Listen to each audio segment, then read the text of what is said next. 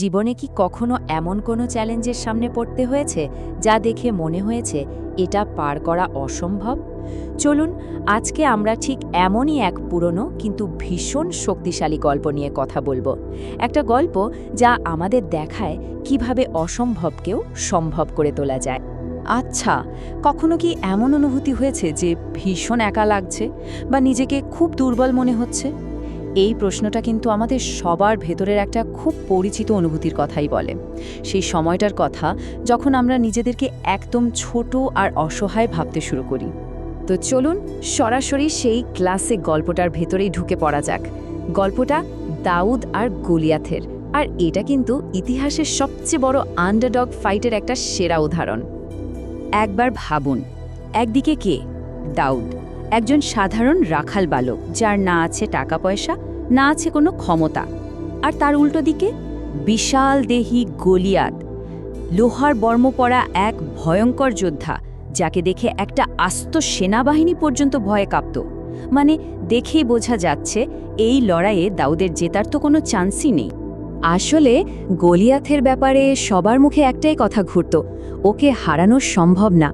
সত্যি বলতে কি, ওর ওই বিশাল শরীরের চেয়েও বড় অস্ত্র ছিল কিন্তু এই ভয়টাই লড়াই শুরু হওয়ার আগে প্রতিপক্ষের অর্ধেক শক্তি কেড়ে নিত। কিন্তু ঠিক এইখানে গল্পটা একটা দারুণ মোড় নেয়। সবাই যখন গলিয়াথের দিকে তাকিয়ে একটা অজেয় দৈত্য দেখছিল, দাউদ কিন্তু তখন অন্য কিছু ভাবছিল। সে বাইরের পরিস্থিতি দেখে দমে যায়নি, বরং নিজের ভেতরের শক্তির ওপর ভরসা রেখেছিল। সে একবারও বলেনি আমি ছোট, আমি গরিব, আমি দুর্বল।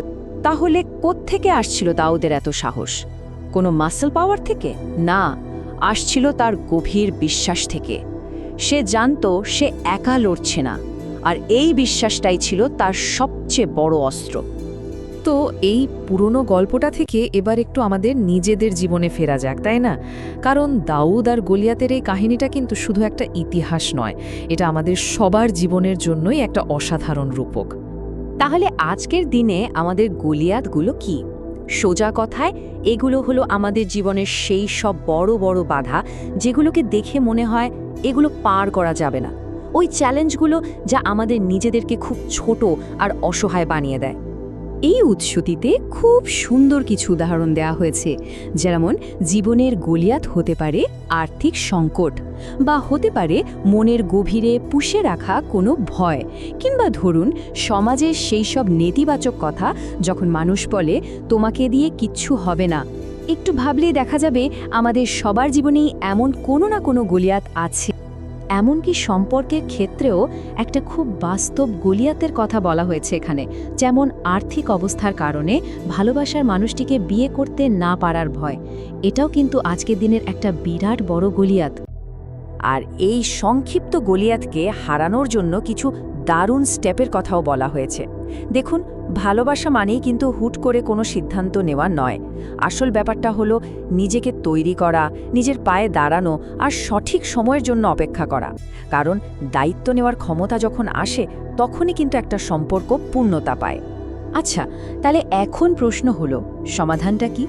আমরা তো দেখলাম দাউদের আসল শক্তি কিন্তু তলোয়ার বা বর্মের মতো গতানুগতিক কোনো অস্ত্রে ছিল না, তার শক্তি ছিল একদম অন্য জায়গায়। একবার চিন্তা করে দেখুন দৃশ্যটা। দাউদ যখন রাজার দেওয়া ভারী বর্ম আর তলোয়ার নিতে রাজি হলো না, সবাই তাকে নিয়ে হাসাহাসি করছিল। সবাই ভাবছিল এই ছেলেটা তো নির্ঘাত মরতে যাচ্ছে। কিন্তু দাউদ ঠিকই জানত তার আসল অস্ত্র ওসব নয়।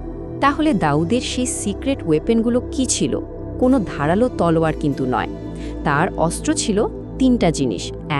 একটা সাধারণ পাথর যা ছিল তার দক্ষতার প্রতীক। 2, একটা সাহসী সিদ্ধান্ত যা ছিল তার ইচ্ছা শক্তির প্রমাণ। আর 3, সবচেয়ে শক্তিশালী যেটা, তার অটুট বিশ্বাস। এই তিনটা জিনিস মিলেই কিন্তু ওই বিশাল দৈত্যকে মাটিতে ফেলে দিয়েছিল।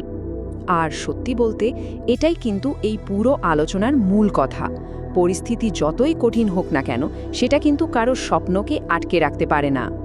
তো এখন আমরা গল্পের সবচেয়ে জরুরি অংশে চলে এসেছি।